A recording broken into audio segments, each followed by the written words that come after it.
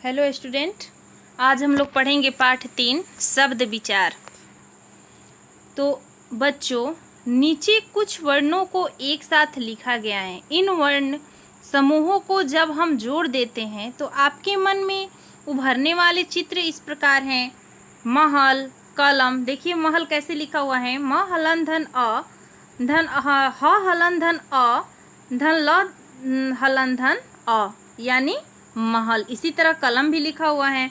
तो देखिए यहाँ पे लिखा हुआ है कि इन वर्णों के सहयोग से बने शब्द और उनसे उभरे चित्र इनके अर्थ हैं जिन्हें आप समझते और पहचानते हैं। यदि इनके वर्णों का क्रम बदल दिया जाए तो जो शब्द बनेंगे, देखिए यहाँ पे दिया हुआ है कि हम लोग सीधा सीधा शब्द लिख रहे हैं महल, पढ़ने में भी या समझने में भी आसानी लग रहा है। लेकिन जब हम महल को उल्टा बदल देंगे, जैसे महल है तो ल ह म लिख देंगे, तो ना उसका कोई अर्थ निकलेगा ना उसका कोई मतलब निकलेगा। तो देखिए यहाँ पे दिया हुआ है वहीं कि इन वर्णों का क्रम बदल दिया जाए तो जो शब्द बनेंगे, तो देखिए यहाँ पे शब्द दिया हुआ है ल हलन धन अ,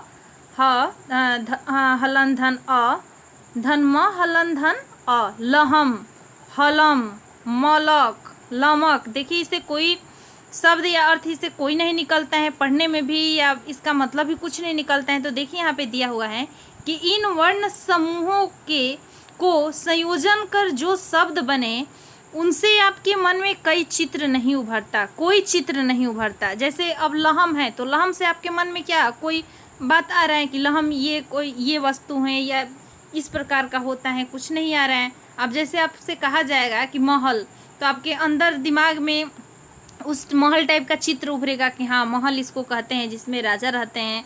अब कलम, तो कलम से हम लोग लिखते हैं, कलम तो ऐसा 2 रुपये वाला कलम होता है, 5 रुपया 10 रुपये वाला भी कलम होता है। तो इस प्रकार के आपके मन में तरह तरह के चित्र उभरेगा। लेकिन यहाँ पे अब लहम, हलम, अलग, ये ना कोई इसका अर्थ है ना कोई इसका चित्र है, कुछ भी नहीं है। तो यही बात यहाँ पे दिया हुआ है कि इन वर्ण समूहों को संयोजन कर जो शब्द बने उनसे आपके मन में कोई चित्र नहीं उभरता, अतः ये शब्द नहीं है। अतः हमने जाना, देखिए इस पॉइंट को आप लोग याद कर लीजिएगा, ठीक है। एक से अधिक वर्णों के मेल से बने सार्थक समूह को शब्द कहते हैं। एक से अधिक वर्णों के मेल से बने सार्थक समूह को शब्द कहते हैं। अब देखिए शब्दों के प्रकार। अर्थ के आधार पर शब्द 2 प्रकार के होते हैं, सार्थक शब्द और निरर्थक शब्द। अब देखिए सार्थक शब्द में हम लोग जानेंगे कि जिन वर्णों के मेल से शब्दों का अर्थ निकलता है उन्हें सार्थक शब्द कहते हैं, जैसे दूध, रोटी, गाय आदि। अब देखिए निरर्थक शब्द, जिन वर्णों के मेल से शब्द का कोई अर्थ न निकले उसे निरर्थक शब्द कहते हैं, जैसे दधु, टीरो, याग, मतलब कोई उसका अर्थ नहीं निकले तो वो निरर्थक शब्द हैं। जिसका अर्थ निकले जैसे दूध, रोटी, गाय, पंखा, कागज, कलम, झोला, मतलब बहुत प्रकार की ऐसी वस्तुएं हैं, ठीक है, इत्यादि। तो अनिरर्थक शब्द में कोई भी शब्द दधु, टीरो, गिरो, याग, पीरो, ये सब कोई भी चीज़, कोई वस्तु नहीं होता है, तो यानी ये निरर्थक शब्द हो गया। अब आते हैं ध्वनि बोधक शब्द। ये क्या होता है ध्वनि बोधक शब्द?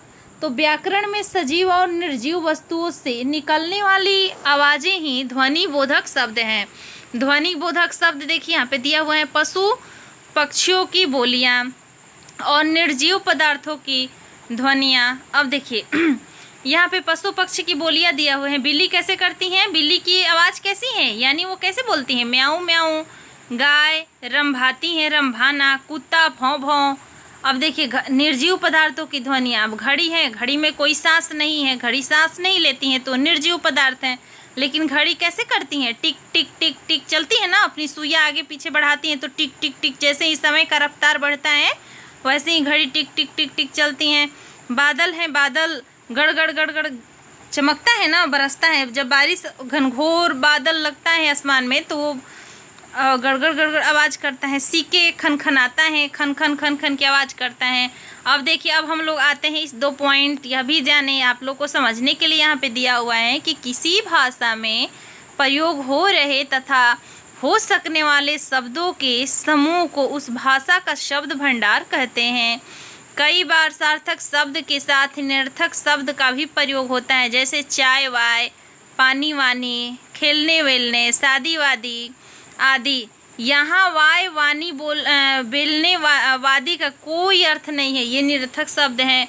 अब देखिए, अब माइंड मैप में हम लोग जानेंगे क्या लिखा हुआ है। अब जैसे शब्द विचार, मैं ऊपर पेज पे भी आप लोग को पढ़ाई हूँ, शब्द विचार किसे कहते हैं, वही चीज़ यहाँ पे भी दिया हुआ है कि एक से अधिक वर्णों के मेल से बना सार्थक समूह शब्द कहलाता है। दूसरा नंबर में दिया है शब्दों का कोई निश्चित अर्थ अवश्य होता है। तीसरा में दिया है शब्द दो प्रकार के होते हैं, सार्थक शब्द और निरर्थक शब्द। 4 नंबर में दिया है आवाज़ों का ज्ञान करवाने वाले शब्द ध्वनि बोधक शब्द कहलाते हैं। आवाज़ों का ज्ञान करवाने वाले शब्द ध्वनि बोधक शब्द कहलाते हैं। चारों पॉइंट को आप लोग याद कर लीजिएगा और कॉपी में नोट भी कर लीजिएगा। धन्यवाद।